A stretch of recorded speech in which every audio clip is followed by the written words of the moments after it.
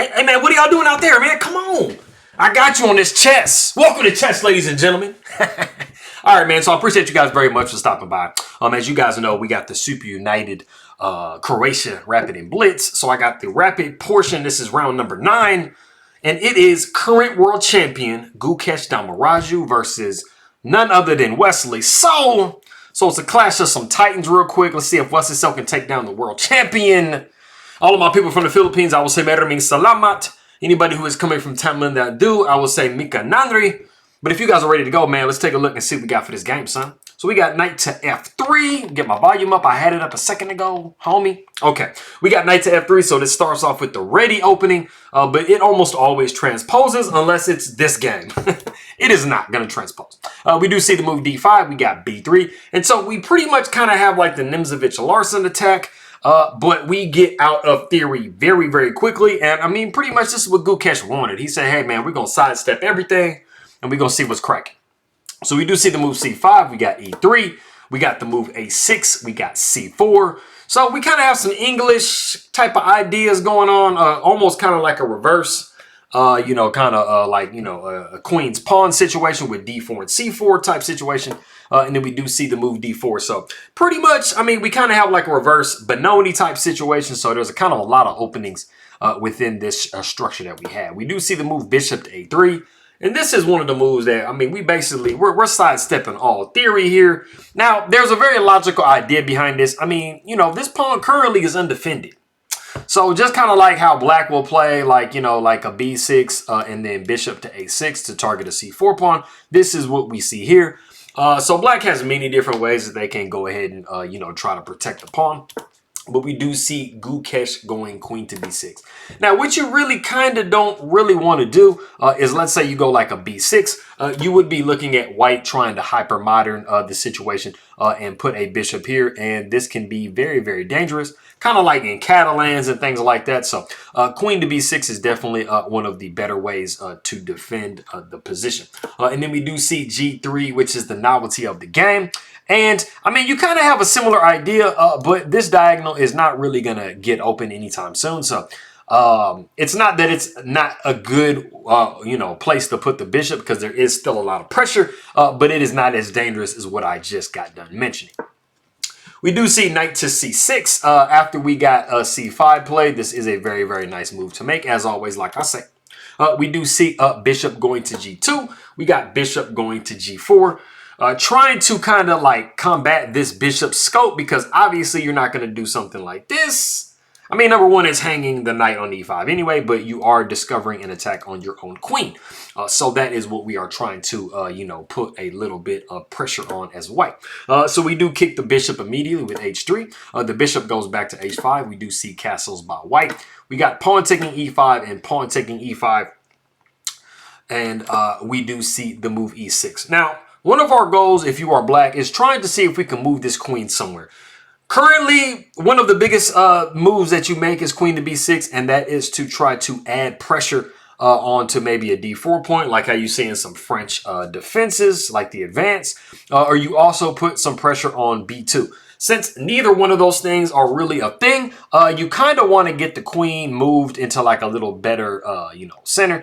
So e6 is just allowing the bishop to protect this pawn. So, I mean, the bishop can hang out there if it wants to, but it's not really benefiting, white too much. We do see knight going to c3. We got bishop going down to e7. We do see queen going to e2. And we do have the move f5. And I got a question for you. This isn't like a guess the move, but if you can answer this, what happens when you move a pawn ever? Exactly. You should have said that it weakens, it leaves squares behind, because as you guys know, you cannot move a pawn backwards. So once you move a pawn forward, it is a 100% commitment. One of the things that this f7 pawn was doing was protecting e6, and now it is not. So that might become an important point later on in the game, but just kind of something to remember. You can definitely try to start targeting this pawn here. We do see queen going over to c2, and this is sidestepping that pin that we have from the bishop on h5. We do see queen to c2. We got knight going to f6, and then the knight goes to g5, and this is absolutely 100% what you want to be doing. And basically that's why, you know, Gukesh moved queen to c2, because he wanted to try to make this move. He wants to tickle this pawn because currently, you know, you really don't have anything defending it. So you kind of have a couple of options, but I mean, they're all very passive movements. And we do see knight going to d8. And I mean, ideally you would like to castle somewhere. Knight going back to d8 is not helping you castle this way. So, I mean, it's kind of making you undevelop your pieces a little bit. So this is not ideal. We do see knight going over to e2. Trading the knight for the bishop would be beneficial in a majority of cases. Also, if you can land on f4 with your knight, you would be adding a lot of pressure onto this e6 point. We do see the move h6. We got knight going back to f3, and then we do see queen to g6. And some of you guys might be like, wait a minute, hold on, bro. Queen to c6? Why would I move queen to c6 when you have a bishop right here? That's kind of exactly. I mean, I don't know 100%. It was definitely much better just to kind of go queen to c7. It's definitely a better position for white, but I mean, this kind of gets the queen where it's kind of a little bit more natural in these types of position. Queen to c6 doesn't really specifically threat anything. You are not going to leave your knight here. If white falls asleep and they're like... And they're like, bro, you know what? I'm going to just leave this knight here and I'm just going to go like king over here or just anything, right? Yeah, I mean, you got some pressure on this piece. But, I mean, is white going to do that? Is Gukesh going to do that? He's not going to do that, bro. So we do see knight going to h4. And you literally, if you're in this position, you could have moved this knight literally anywhere that the knight can go. And it would have been great because you do have this scurry on the queen. So you don't have a crazy explosive move, but you have some stuff going on. So we just see Gukesh saying, hey, man, I'm going to go ahead and go knight to h4. And you got to move your queen somewhere. And then now you see the queen settling back onto a c7. And like I said, you did kind of triangulate your queen when you didn't have to. You could have just went straight from b6 to c7, which that move was there for a long time. So you do want to be careful moving your pieces multiple times when you really don't have to. It's wasting a little bit of tempo. And you are not castled if you are black. So this is a little bit of a dangerous situation. We do see knight going up to f4. And it might kind of seem like, wait a minute, didn't I just put my knights on forkable squares? Absolutely, 100%. This does maybe look like a blunder at first glance. But it is not a blunder simply because you have this beautiful in-between move, knight takes h5. And you are getting a bishop, and black can definitely take your knight, which is definitely suggested. But we actually have a really, really nice move here. Instead of just passively moving the knight somewhere, we have bishop to b2. Another one of the reasons, too, like I told you guys before, the bishop has been kind of defending c5 for a while, and so is the queen. So, I mean, the bishop really is not serving a purpose on a3. So it's time to redirect it. So what better way to redirect it than to put a lot of pressure on this diagonal here and hit this rook over here. So that is a really nice idea. We got rook going over to f8. We got knight back down to f4. Trying to make sure that black does not get a legitimate, move with this knight, because you would kind of want to bring this knight back here, but the knight to f4 definitely puts more pressure back on this pawn, so you can't move at the time, at the moment. So we do see a rook going over to g8. Dream case scenario, you have a lot of pressure here. Maybe you can kind of drum something up if possible. But we do see pawn taking h4 because Gukesh is like, bro, I'm not buying it, man. I'm not buying that my bishop is in danger in front of my king. So we do see the move e5. We got knight going down to e2. We do see the move e4. And then we see the knight going over to g3. Now, we do have a lot of pressure on this pawn. There really isn't a great way to protect it.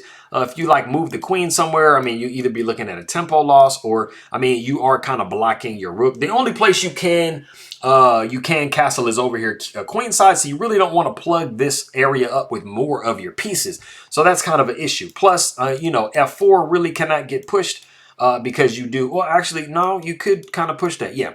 But I mean, you do have some pressure on the e4 pawn if this pawn pushes with kind of like less oomph. But yes, so we do see the move knight to c6, just giving up the f5 pawn. So we do take on f5. We got castles by black. This is kind of like a bailout situation because, like I said, you don't want to prevent yourself from castling. You really kind of want to get your king into safety because you don't want to live in the center of the board forever. So we did kind of give a pawn to get this specific position. But as you guys can see, of course, the bishop cannot move. So don't think that the bishop can take on e4. But we do have a lot of pressure on this point right here. We do start with bishop taking f6, and this removes one of the defenders of the e4 pawn. So basically, our plan is very simple. We're trying to simplify the position down. We're trying to say, hey, man, you got this pawn just kind of sitting in the middle of the board for no reason. Let me see if I can attack it. So we got bishop taking f6. We got rook 8 to d1. The queen comes down to e5. And we don't have the ability to capture here because the queen would capture, and then you would realize very quickly that you cannot take back with this bishop because it is actually pinned. So don't blunder that. But we do see knight taking h6. I mean, Gukesh is basically saying, man, I mean, you know, this is just a free pawn, like right here, man. You got pawns just kind of free on the board. Let me take them. And this pawn has actually done a really good job because you would love to swing the queen over here to g5, but this pawn is preventing it. So it's really, really doing a good job at defending this position here. But it is going to drop at some point coming up soon. Now we have what seems like a very explosive move. A rook takes g2 with check. And this is kind of like a bailout, like desperado type of situation because white is going to be coming back to f4 or to g4 with this knight. They're going to be plugging this file and they are going to be attacking the queen and the bishop. So before white has the ability to do that, you go ahead and try to disrupt some of the protection around the king. We got king taking g2. We got the rook over to h8, affecting this knight being here. But like I said, the knight doesn't care. The knight is just going to, well, first you're going to put rook to d5. But at some point, you're going to want to bring this knight down to g4. But why not hit the queen while you can? Maybe prevent it from going over here. Maybe getting a little bit of stuff drummed up over here. So after the queen does move, now we do see knight to g4. And we don't care about this pawn. I mean, the pawn has literally done its job. We're like, hey, man, the pawn is great. It's been good while it lasted, but we don't need it to still continue to be there. So we do see bishop taking h4 now. And if you are white in this position, you're thinking about the fact that, you know, black is definitely lost. I mean, they're not like in a position where like their situation is great, you know, but they do have kind of something to speak of with this pawn being here. You kind of have some weak squares here. So what better thing to do than to try to just chip away at that? Kind of like a la French as black. So the pawn takes and the rook takes. And you see that white has basically simplified the position down. Everything is everything. They are ahead by a couple of pawns, and they have an exchange to the good right here. After we do see king going over to b8, we do see queen going to f5. Yeah. Exactly, bro. You know, if you are a material, generally, not always, but generally, you do want to trade pieces down. So if you are Wesley So, absolutely 100% not. You are not going to try to trade. We do see queen sidestepping over there to e7. And then we see Gukesh saying, I insist.